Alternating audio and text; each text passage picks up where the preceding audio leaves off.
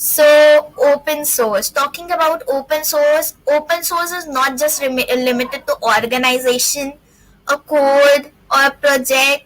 It can be anything. It can be open source music, open source, like poem, anything. You can literally, there are different types of open source things available, but being a computer science student, we usually take open source as the project or organizations which have their source code public, like literally everyone can access and help contribute and modify those code bases.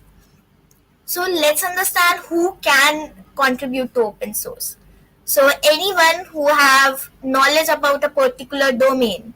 So if you want to contribute, you don't know any programming, since you want, even then you want to contribute to open source, even though you can, even then you can. So open source contribution are not just restricted to coding, but it can be any type of contribution: audio, image, text, documentation.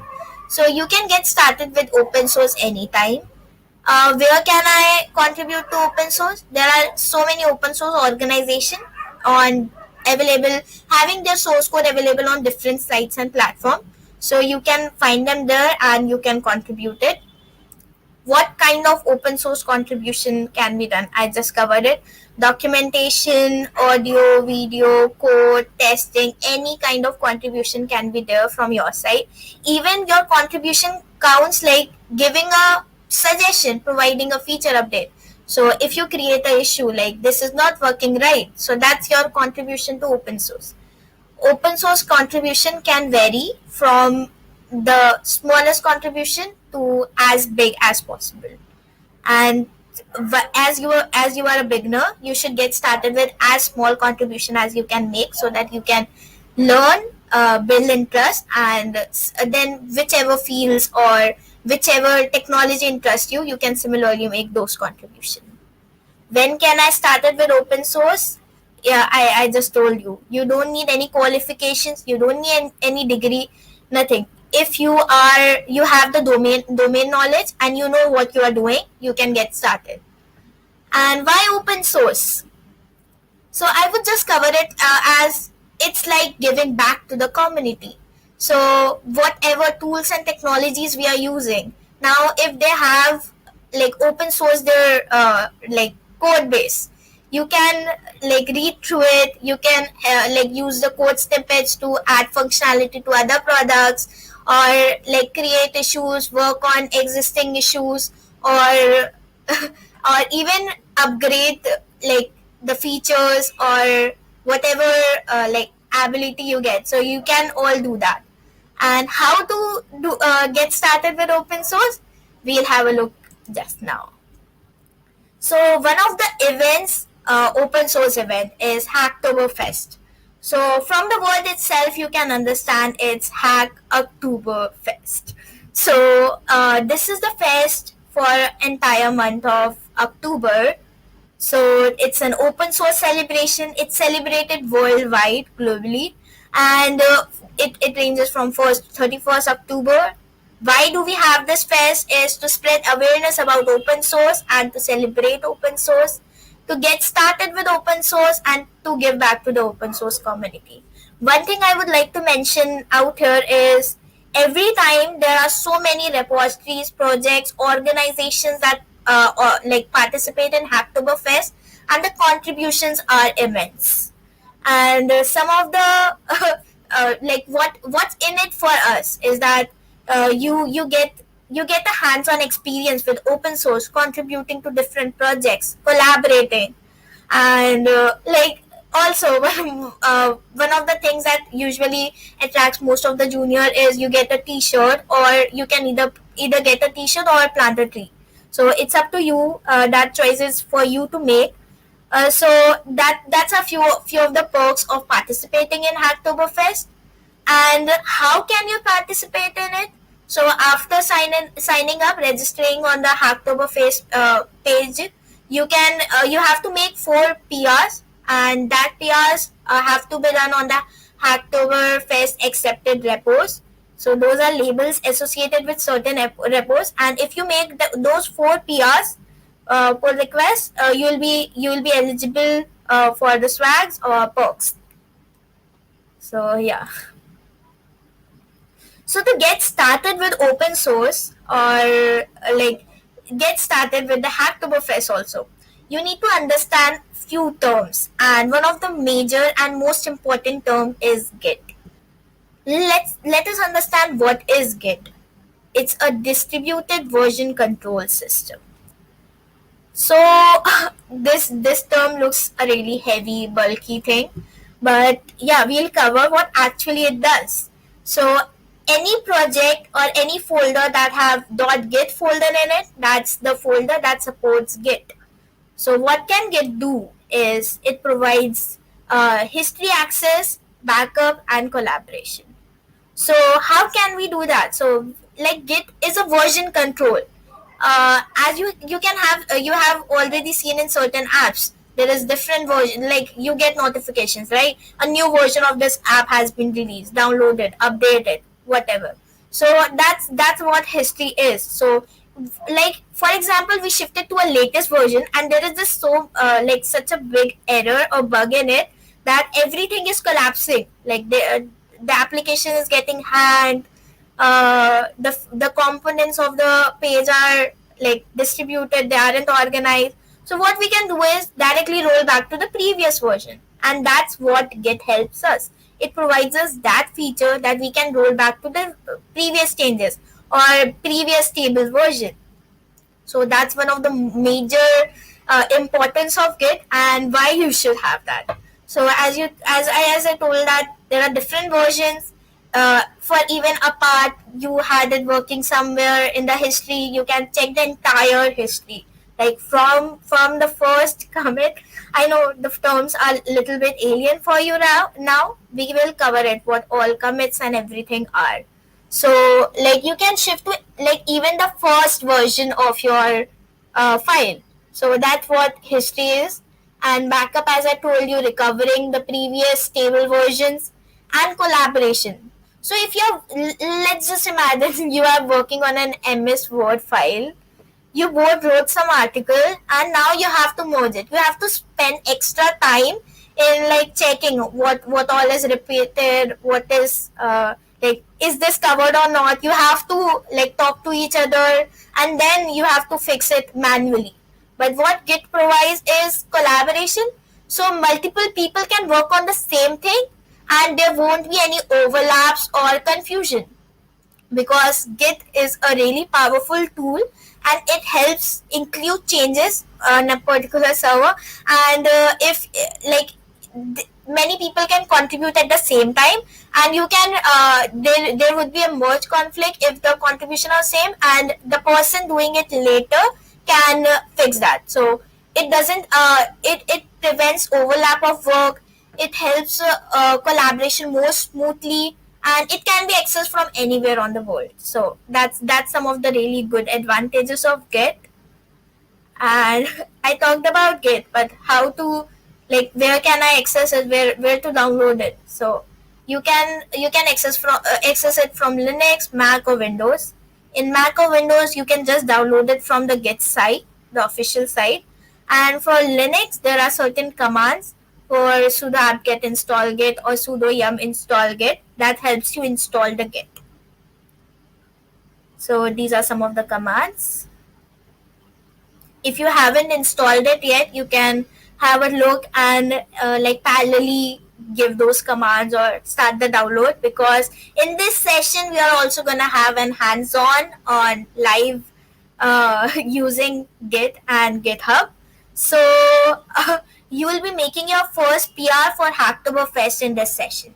So that's what lies in you for this session, the outcome of the session. Yeah. Yeah. So I told, like, Git, like there is so much confusion between is Git or GitHub same. There is usually this, and there is new term out here on the screen. It's GitLab. So let's clear it out. So Git is the service I told about. It helps you create history, backup, collaboration. So it's the tool we are gonna use, and the mediums would be GitHub and GitLab. They are both same, like similar. They are both parallel. You can use Git with GitLab, you can use Git with GitHub. So these are the two platforms that helps us use this Git with a web-based environment. So GitHub is a website that allows you to create repositories online, integration chains, pipelines. It can store all your projects online for free. There are certain like restrictions. So up to certain limit, MB limit, there are certain restrictions. But majorly for our daily use, for storing our notes or anything like that, GitHub is the best platform that I can think. GitLab is also, like, both of them are open source. Like, they are working on open source and they are open source. GitLab is also a web-based DevOps lifecycle tool that provides Git repository management. It's the same. It provides whatever you can do with GitHub, you can do with GitLab. There is certain additions and there is this upgradation going on in both the places. You can do issue tracking, wiki, continuous integration in both deployment features and function. They are almost similar, but in this session we are gonna move forward with GitHub. Let's understand why so. Because some of the major organizations, open source organizations, are on GitHub, and for the Hacktoberfest itself, so many repositories participate every year and most of them are on GitHub. So this year there is this 17,000 like repositories participating, so you can contribute to so many repositories. So you can see the level of impact. GitLab also has so many organizations. You can sign up on either of them. Commands are same, everything is same, just the interface differs. And personally, I have both accounts on both. I have used both. I have made projects on both.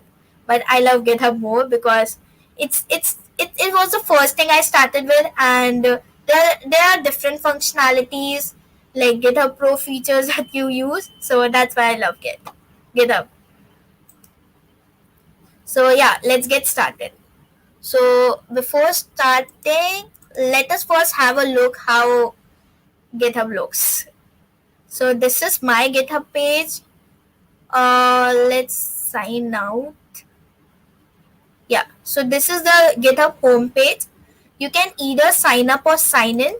So since I already have an account, I'll just sign in.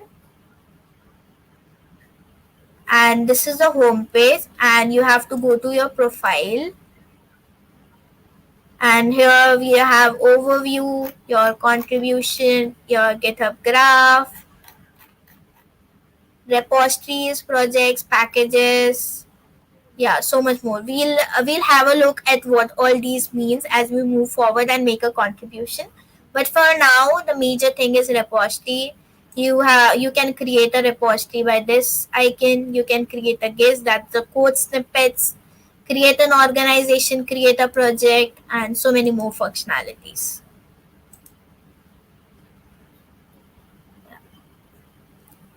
So we had a look at the GitHub platform. So if you have downloaded the Git, we have to always configure these. And how can we do that? If you are a Windows user, you can have a WSL2 Linux machine, or you have Git Bash, PowerShell. You can configure Git in with any of these. So what you have to do is first check Git minus minus version. So what it does, it tells you whether you have Git installed or not. If there is an error, it means you made some mistake in downloading. You can try downloading that again, or it wasn't downloaded. So you can check it like that. Git config is we are configuring our Git. So in the global, we have to first provide the username and then user email. So what is these is git config minus minus global, making it common to the entire, like the admin or the system we are logged into. User.name, you have to give your username, and then git config minus minus global user.email, give your email. So if you are with GitLab, you have to do the same. Even if you are with GitHub, you have to do the same. Just your username and email. So that's why I told you, like, there isn't much difference between GitHub and GitLab. Most of configuration and everything command are same, just the interface differs. Okay, so now we have configured our Git. So I made the configuration. So let's create a first repo. So I said repo. What is repo? Repo stands for repository. It's just a short form, an acronym we uses. It isn't like really official. So we call it repository. And repository is a house of your project and its history. In simple words, it's the space used to store the files as well as all the changes associated with them. So your changes, code and everything along with history is called the repository. Got it?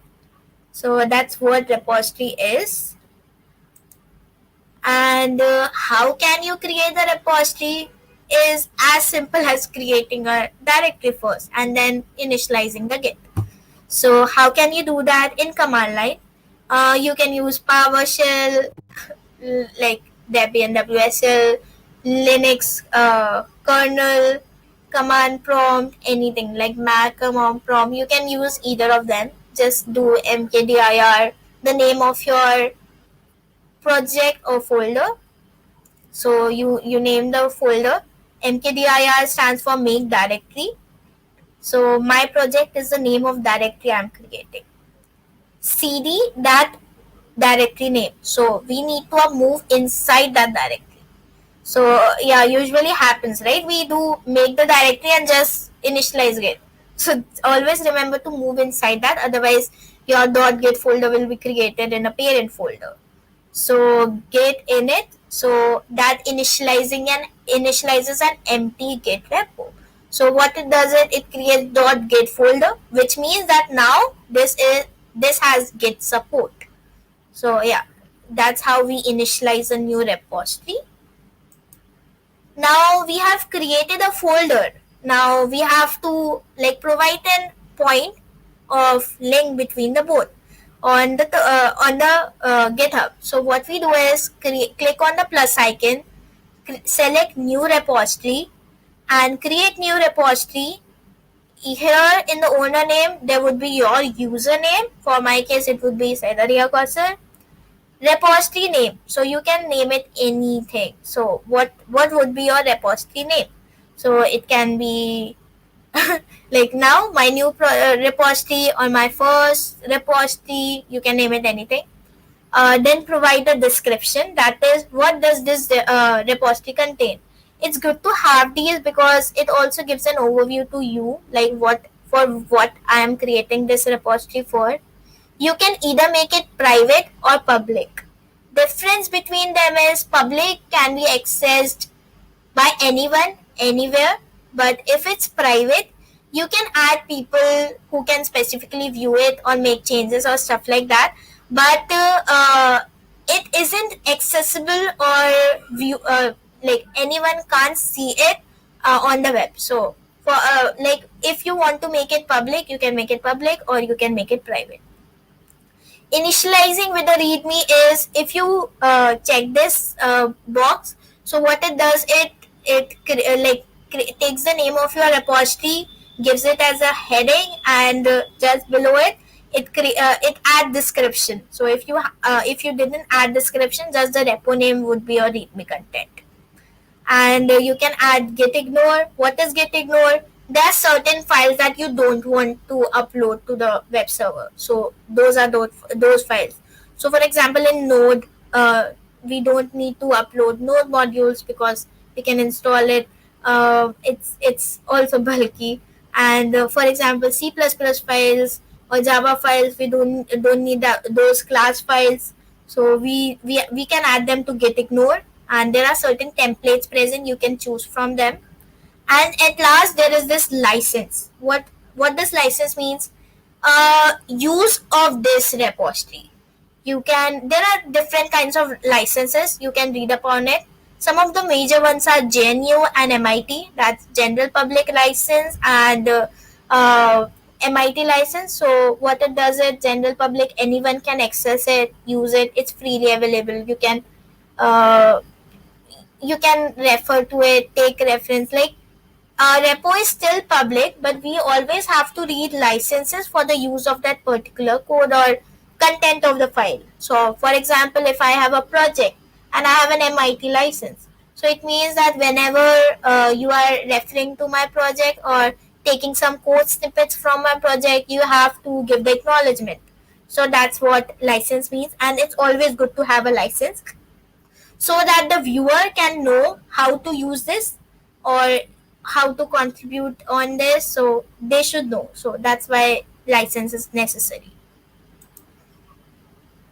Now when you when you create click on create repository, it redirects you to here. This is what pops up on your screen, and it says the first one is the link of your repo and a few like code helpers. So first one is for creating a new repository on command line, for pushing an existing repository from command line, or importing a repository from another importing the code from another repository.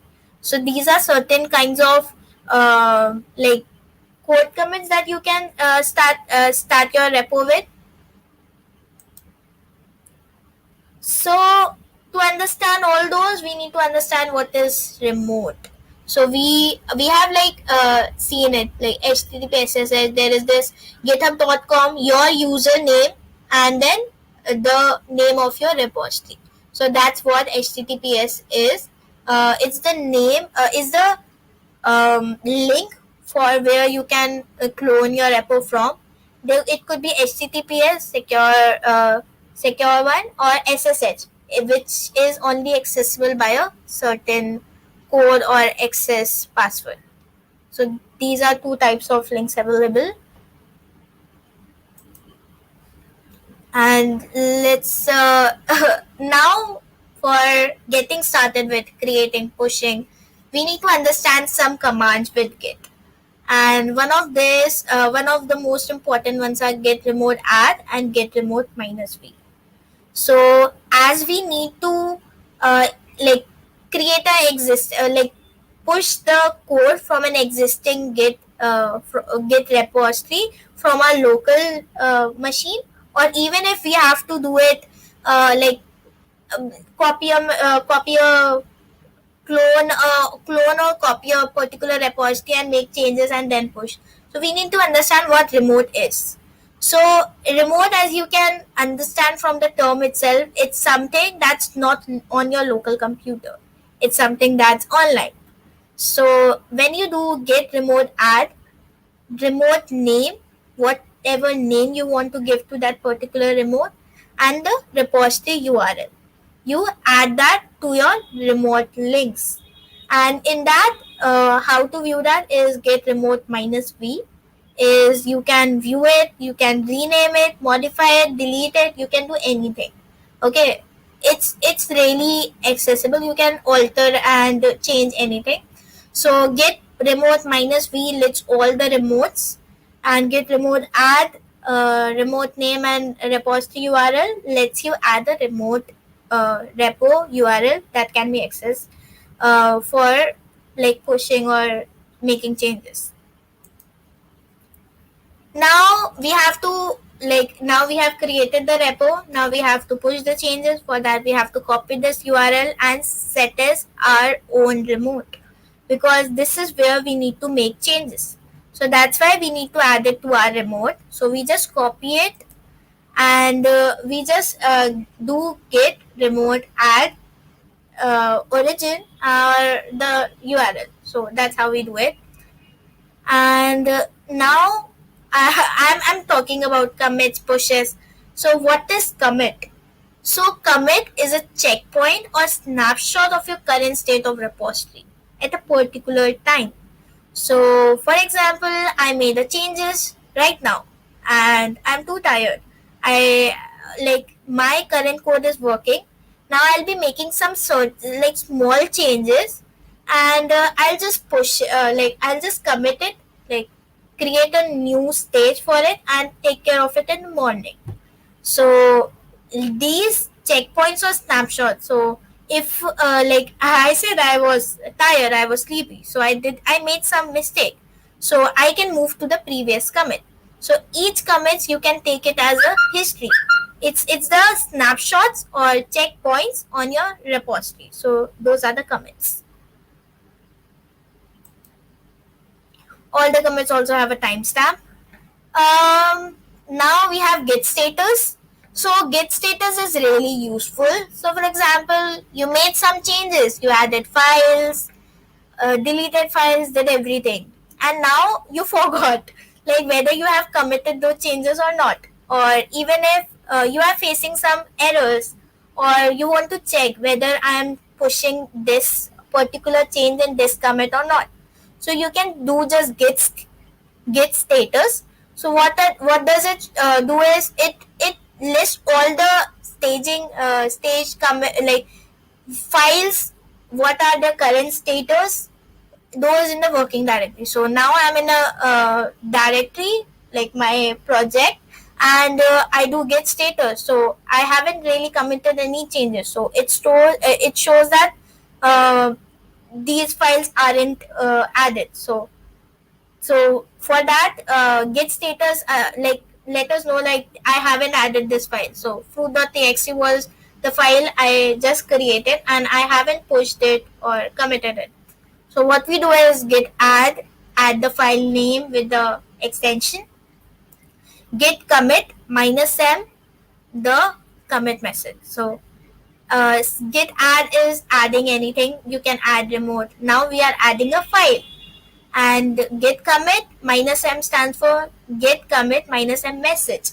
You can create a multi-line message also, but a really good practice is to make your commit message crisp and precise, so that whenever you made some mistake and you want to find a particular commit, so you can directly shift to that by knowing the particular keyword. So for example, I just added the fruit.txt, so I'll just say added. So if I made the changes, added apple to that file, so I say added apple to fruits.txt. So it helps me remember that particular stage, what did I do in this, and it's also crisp, like it's not lines and lines, I'm reading everything. So that's one of the use for git commit, and a good commit message is really crucial.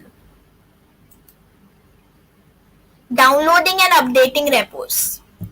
So as I told you, we have to clone repos, pull, push. I told you, right? Now, these are the commands to do that from the command line. It's git clone your repo name. So, for example, the repo we created, we needed to add some changes to that. It was an existing URL we have deleted from our system. So, how can we do that is git clone that particular URL.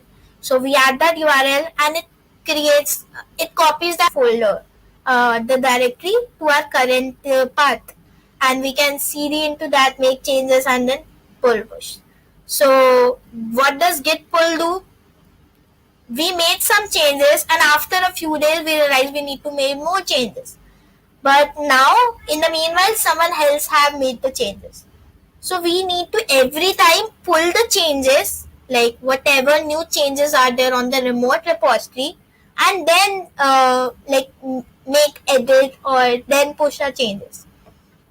So git pulled all the changes, and then git push. Git push is the final step. After you commit, create a stage, a snapshot, you push those changes to the remote repository.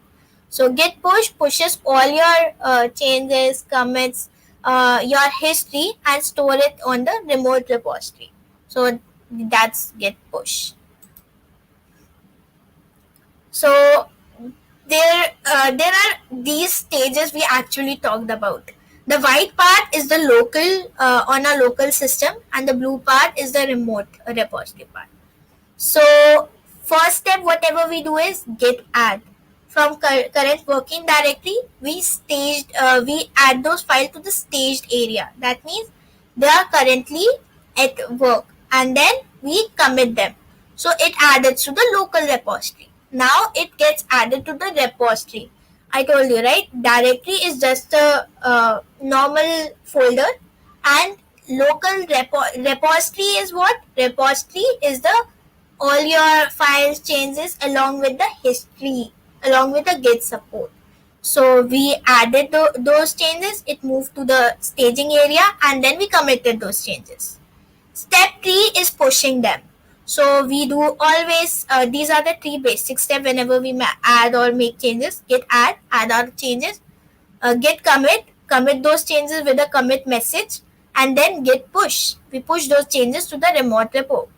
And now we have pushed those changes. Now we need to check if there are more changes. So we do git fetch or git pull that pulls all the changes from a particular remote repo. Git checkout for checking out to different branches or like getting the particular directory changes. So that's what we use git checkout for. Git merge is we can merge like we can merge conflicts, we can merge branches, we can merge repositories. We'll have a look at what all this is when we are doing it practically as well. But yeah, these are the major stages our workflow is divided into, and this is a line that separates our local changes to remote changes. So you understood, right? If you don't do git push, your changes won't go to the remote repo. Anyone can't access them. So until and unless it's inside the local system, it can't be accessed from anywhere, and you have to do git push to push it to the remote repo. So let's understand branches. So that's how, like, a line with dots is what your current working directory would look like. And what are those dots? Dots are the commits, the point of view push the changes. So there is always a common branch that everything starts from, and if you don't have modularity or task division, you usually have a single branch, and that's the master or main branch. And if you have more functionality or features, it's always good to have different branches.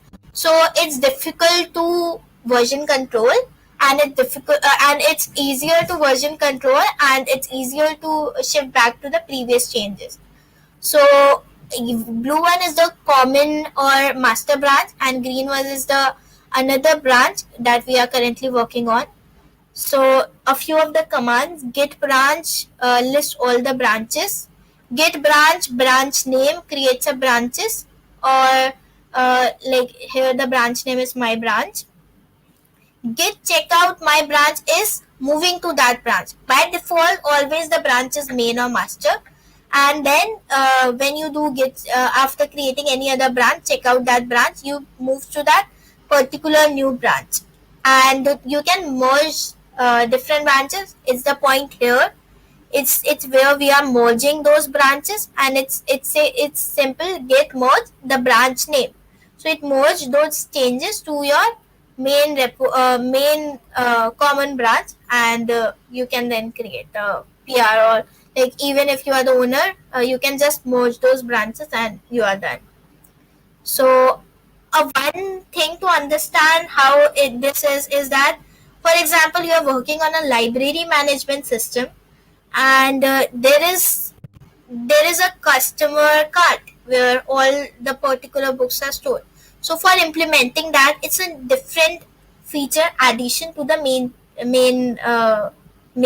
website, that would be the bookstore. So we can create a new branch for creating a shelf or cart, and we can add those changes, and when we are done, we can finally merge it to the main, adding the link to the main feature tip. So you can do that. Master tip, common base, new merge commit, feature tip is the tip that we are going to merge to the final branch. So that's about branches. I would also suggest whenever you are making some, like, contributing to a repo, you do it by creating a branch, because what it does is, if you have 2 or more issues assigned for a particular repository, so if you create different branches, you just need to do checkout to that branches, make the changes, and then push those changes, just that. And if you don't have a branch, right? So what happens is, at times the different files or different issues get accumulated in the same PR. So it also reduces your PR. It's difficult to like for the maintainers or code reviewers to review, have a look at. So it's always good to have branches, and branch name should be also descriptive enough so that you also don't get confused while making those changes. Then the main thing that you are gonna do is, whenever you start, is if you want to like add changes or make changes, or even if like try out some changes on your own remote URL. So what you can do is for example, cool repo is one of the repository that you want to fork. Fork means this is a single like both um, fork and clone. Usually, like think of it as two different aspects. First, whatever you do is, if it's someone else repository, you fork it, and when you fork it, you can create a clone to your local machine. Fork is remote. Remote copying of a repository is called forking, and copying of a repository to your local machine is called cloning. You can, if you want to just try and run certain code from a particular repository on your local machine, you can just clone it, and you will have the copy, and you can make the changes. But if you want to have your own remote URL, create a remote copy, you have to do fork. And while creating a PR, working on a PR, we do fork. We create a remote copy, we clone that copy, and we make changes to that, fork the copy. So we'll be cool repo, we created a fork. This is gonna be our remote repo with our associated with our username. We'll clone it, we'll make the changes and push or pull the changes, and this will be our changes, all our changes. And when we are done, we can create a PR or push or pull those changes to the upstream branch. That's the main repo. So whenever you create a remote, there would be two remote URLs associated with it. Remote origin, that's gonna be your repository URL, and remote upstream. So that's gonna be the main repo URL from where you have forked it. So those are the really major terms that you should understand. And if you have any doubt, just comment it. I'll try to explain it. While we are working on the code, also you will understand it better. But if you don't understand, just try figuring out, like with this diagram. Like copying a remote repository remotely is called forking, and if you create those copy for your local machine, it's called cloning. So those two are the really important terms. And I talked about PR, pull request. So pull requests are the proposed changes submitted by a user to another user. For example, for the cool repo of mine, I want to push suggest those changes to the maintainer of the repository from where I have forked it. So we have to create a PR.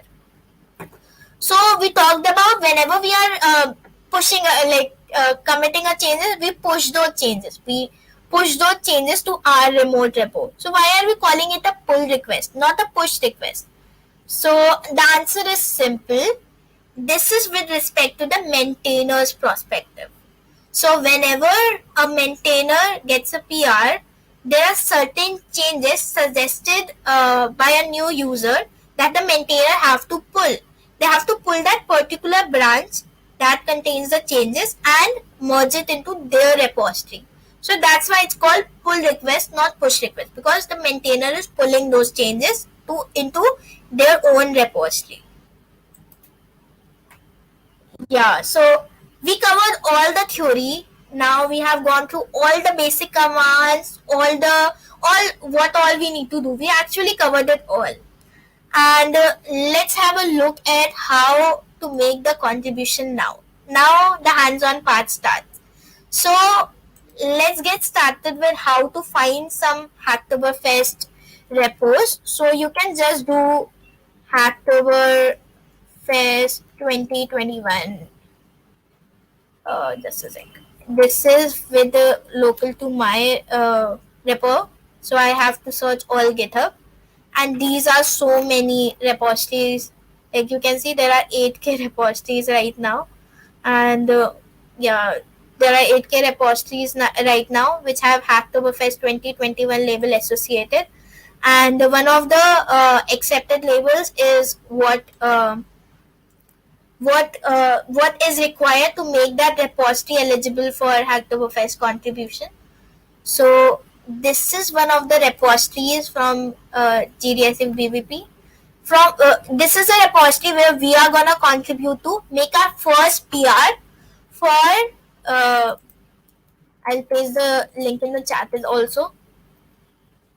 This is the repository where we'll be making our first PR for the Hacktoberfest. You can do a follow along. I'll have my pace a little bit slow so that everyone can understand.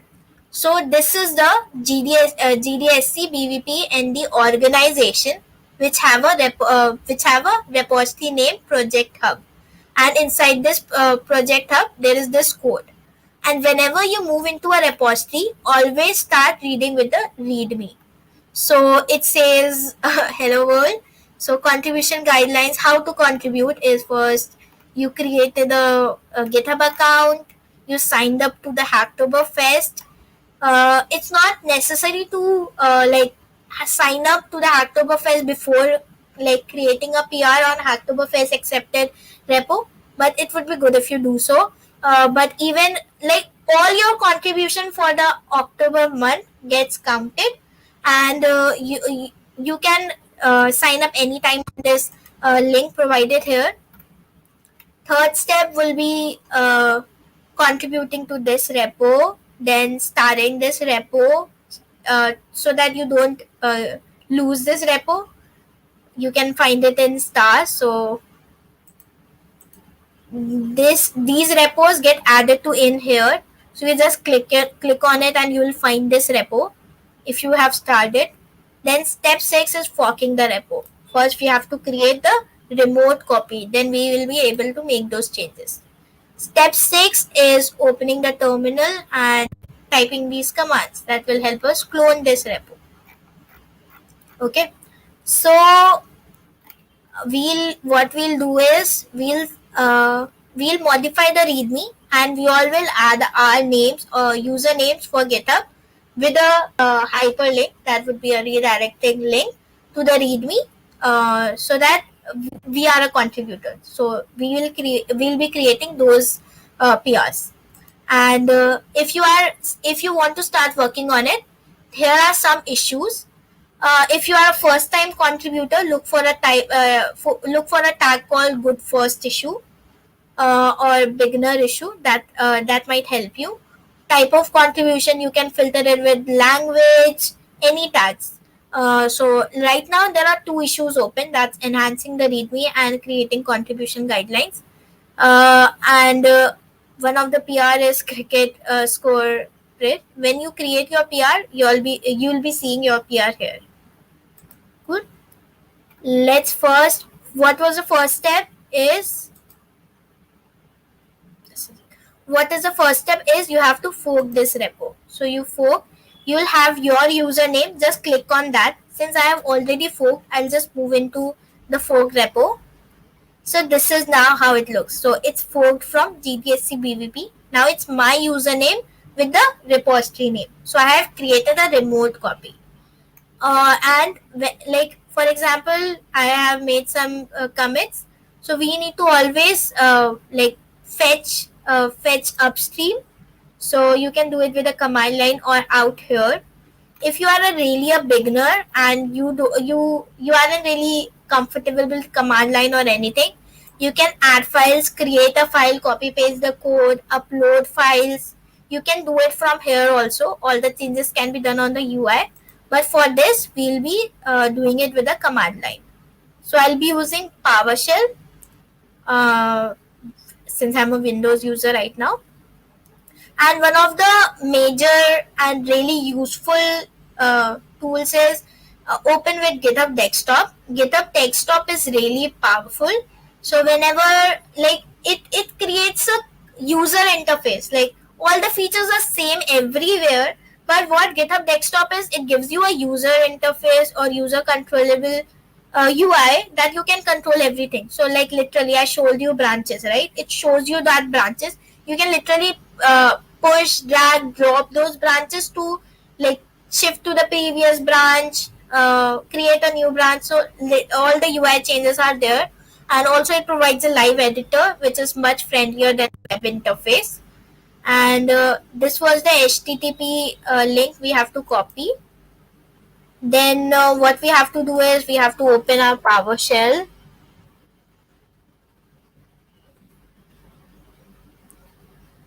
Uh, I am in the user. I'll do cd desktop, uh, desktop, and then I'll create a new directory. That would be I'll just increase the font size a bit.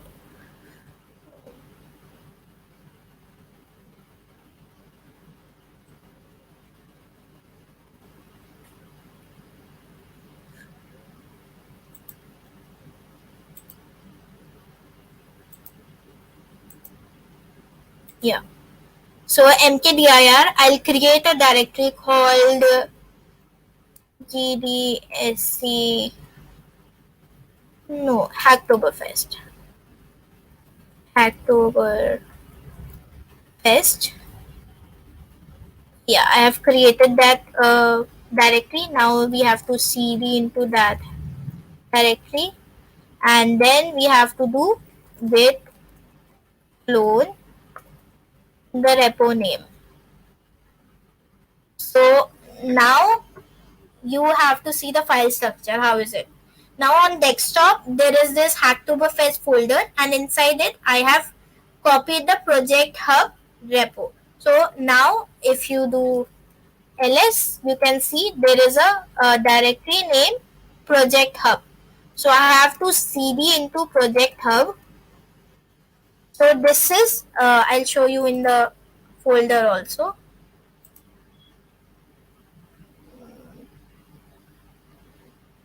Hacktoberfest. This is project hub, and inside it is what we can see on the interface. So these are the things we saw. Now you can now open any editor, or you can use either vim or direct command line to make those changes. But since I have VS Code installed and set up, I'll just do code dot, so it opens the VS Code for me for that particular folder.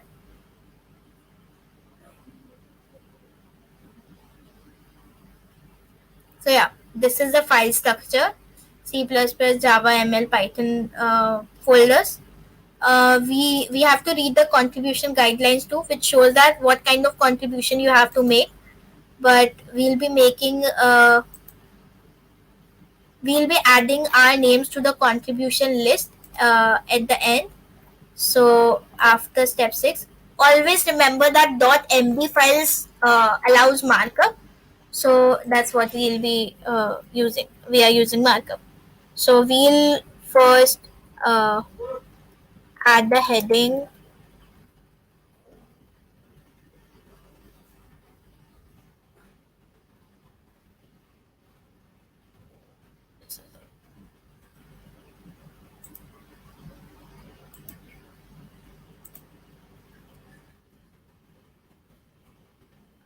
Contributors. Okay, so as you see, I have GitHub installed and set it up. So whenever I create new changes, I get a green line. That means new addition. And whenever I modifies a line, I get a blue line, which indicates I have modified this line. So in contributors, I'll add my profile with my name along with the URL pointing to that. So how I'm gonna do is I'm gonna write my GitHub username, and I'm gonna copy paste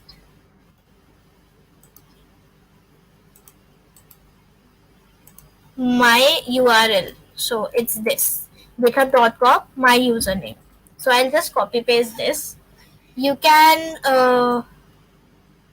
make it your name and then the pointing to your GitHub account. So this is how we did it. Also, we'll add the contribution guideline PDF redirection. So what we can do is, so between two columns, if you write any emoji name, so you can find those cheat sheets available freely. You can find GitHub cheat sheet, Git cheat sheet, README markup cheat sheet. So for adding an emoji, you can write the emoji name between the two columns. So since I need to add point right, I do point right, and then I need to add the contribution guidelines URL. So how I'll do it? You understood, right? To add a URL, this in square braces is what will be what the anyone who is visiting this page can see, and in the brackets you will add what it redirects to. So this is how we create a hypertext in README markup. So we'll add refer to this for contributions. You can find this PDF in the GitHub, the like the in the code folder organization too. But in the README, we are adding this link because what everything should be included in the README. That's from where. Okay, I made a spelling mistake.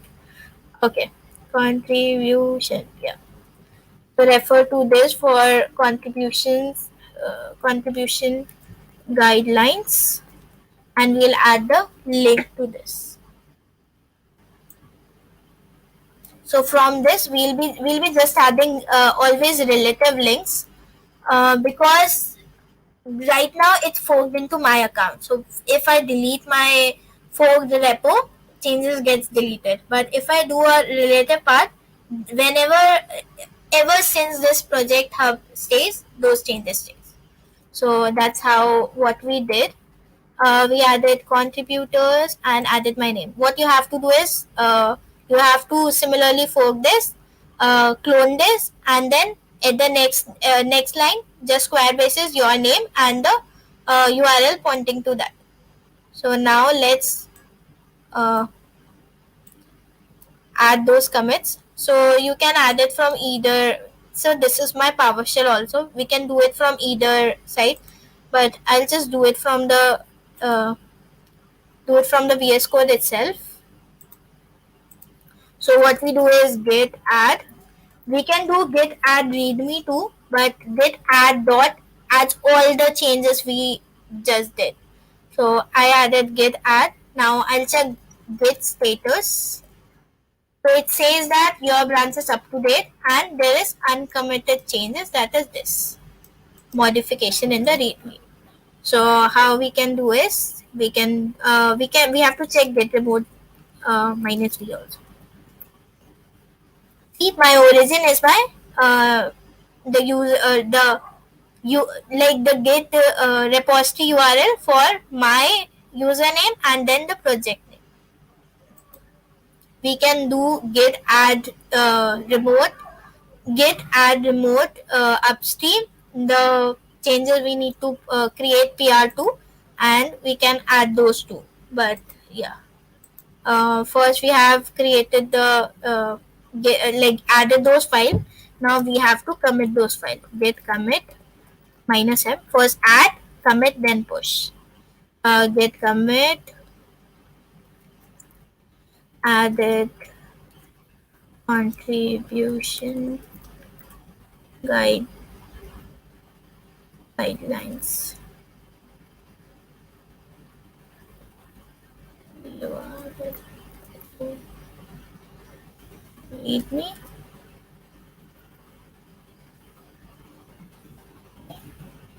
and added my name to added my name to contributors. So if you are just adding your name to contributors, added my name to contributors are is a really good commit. So git commit and then git push. Now you can create a PR from the command line itself, but for like being a beginner, it's easier to do it from here. I'll just show you. So see, right now you can see the changes. It's since mine. So you just you refresh this page. Yeah, yeah. Refer to this for guidelines. Contributors name, my name. If you are like editing it out here itself on the uh, GitHub, so you can make those changes out here also. So as you can see, I can make all the changes, and at the same time I can preview those changes if I have made some mistakes or not. So you can commit directly from here also. Yeah. So it says your branches one commit ahead of the GDSC-BVP, the main repo, the organization's repo that we have forked this from. So what we have to do is go to pull request, new pull request. We are creating a new pull request. So since I didn't create a branch, it was directly the changes were committed into the main branch. Otherwise, if I have new branches, I can just select that branch and merge it to the particular branch. For example, in GWalk, I'll tell you there are different domains and those branches are different. So we first push all the changes to the respective branches and then merge it to the main branch. So it makes it more organized and easier for rollback and precautionary perspective. So in PR, I'm getting the changes. This is all. This is what all I did. So I just checked everything. Pace is same. Compare everything is correct, and I'll just create the PR. Now add the meaningful headline to that particular PR. So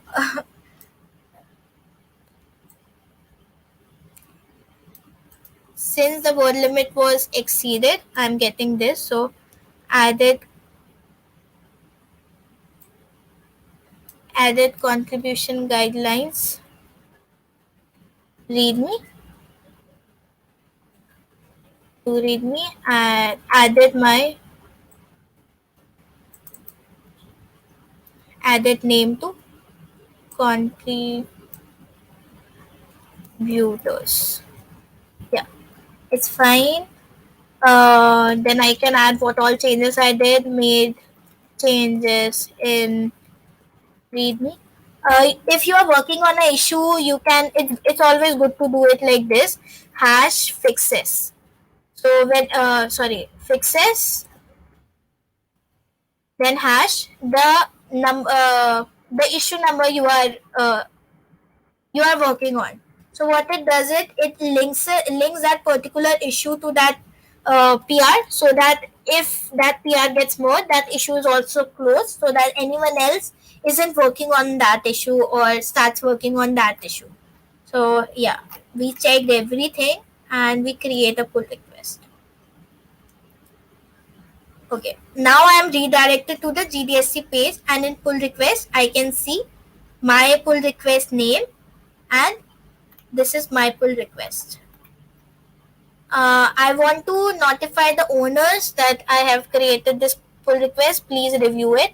So I can do @. These are some of the people associated with this particular repo, making the changes to the particular repo right now. So since I know Valerie, she is with me today and she's taking care of the changes. So I'll just tag for faster review and like faster getting my issues merged or getting the review. I'll just do @Valerie.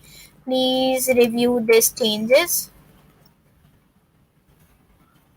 you can have a discussion out here, and if like the repo owner doesn't find this contribution good enough, or this will create some havocs or changes, they can close this request. If you also find it, I'll create a new pull request, this is getting mixed up and everything, I need to start from scratch, you can just close this pull request. These are the features available. You can people can add, the repo owner can add the reviewers, assignees, add labels to projects. Like there are so many things more that one can do. And yeah, now we have created and tagged the repo owner. So let's wait for RPR to be merged.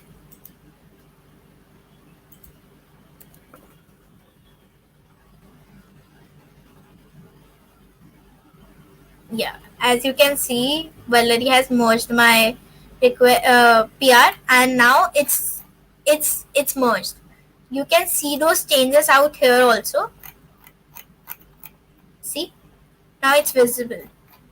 And if you had created a branch, what this would do is it will provide you an option to safely delete this branch, because it's not no longer required. If you make changes to that, the PR is already created, so it's always good to safely delete the branches that you merge your pull request of.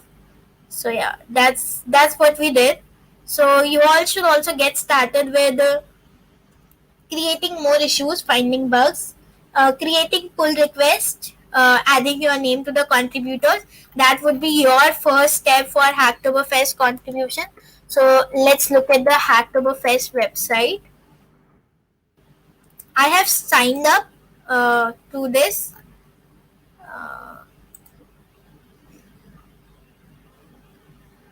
So I'll just log in.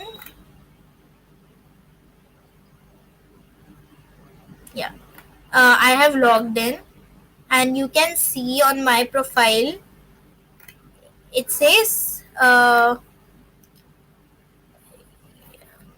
this is not the. So once you submit this PR, after some time you will see your PR in progress, and then you will see, yes, you can see pre-PR in progress, and this was the PR I just submitted. Yeah, this one, last one. Is the PR? Yeah, this one. This one is the PR you just submitted, and it takes 14 days to mature. That is, owners can decide whether this PR was eligible or not. Like there are certain people who just make some spelling changes for getting a T-shirt. So, or like making some grammatical errors, resolving those. It's good to do that.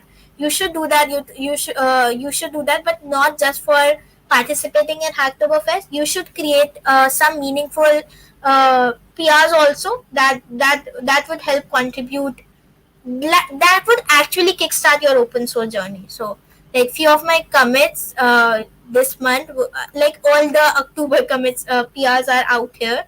And if you see this red tag, it means those particular repositories aren't participating. So you can just create PRs for a different repository which are participating. And how to verify is that Hacktoberfest accepted tag is the tag which is required for the repository to be uh, the PR to be considered for the Hacktoberfest. So if this label is with the particular repository, you can go ahead and contribute to that. And in the contribution guidelines of this, the types of contribution you can make after adding your name to the contributors, that is the first contribution, your first like the first contribution you can get started with, you can just do that. And you can then, for further moving on, for making some meaningful contributions, you can add your projects in Python projects, ML projects, Java projects, C or C++ project to these particular folders with .md, like the particular folder of your project, which will have the readme of your project and everything. And that's how you can contribute further. So yeah, let's get back.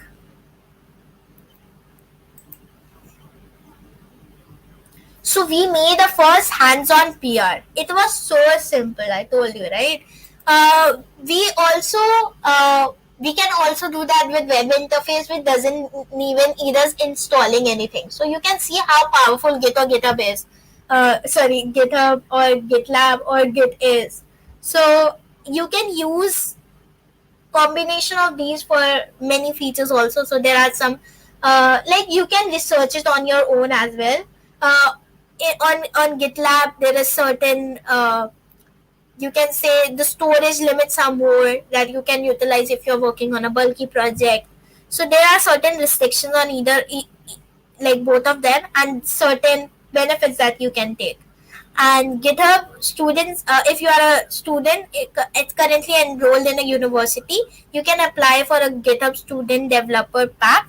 So it provides so many benefits. So you'll get uh, you'll get Canva Pro, you'll get GitHub Classroom, and so many more features. Like there are, you can just go to GitHub student developer, you can just Google GitHub student developer pack, and you can just see there is such a long list of benefits that you can get for you get subscriptions, premium memberships, and so much.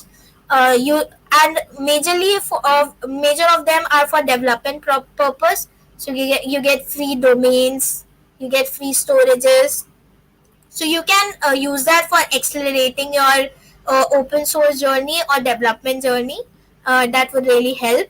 And apart from these, like there are so many fests happening, organizations that like the events that you can participate for contributing to open source. So you all can do that.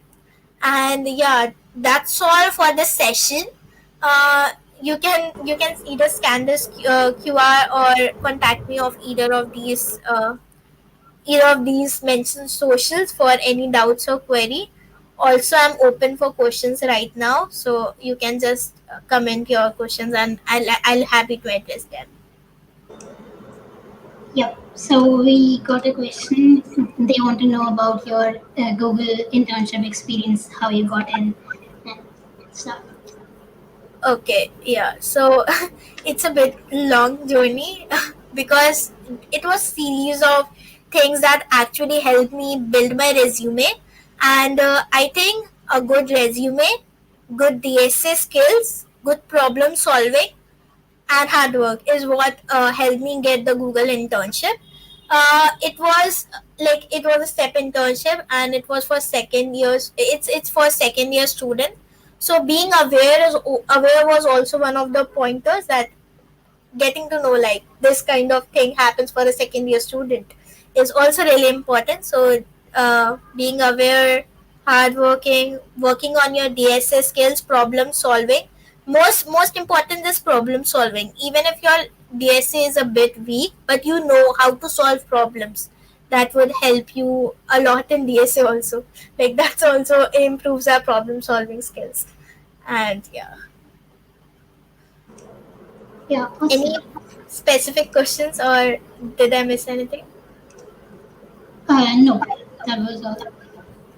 So for the contribution specifically to our repository, he has covered a lot of it. And the other part is that we have these folders and you have to contribute your projects. So add your project in folders, and the folder name should be the project name, and open a PR, and try to give good descriptions of your projects in the PR. And then when we will review it and we'll add a tag Hacktoberfest accepted, and then that'll be it. So Is thanks there for any other questions? let me check.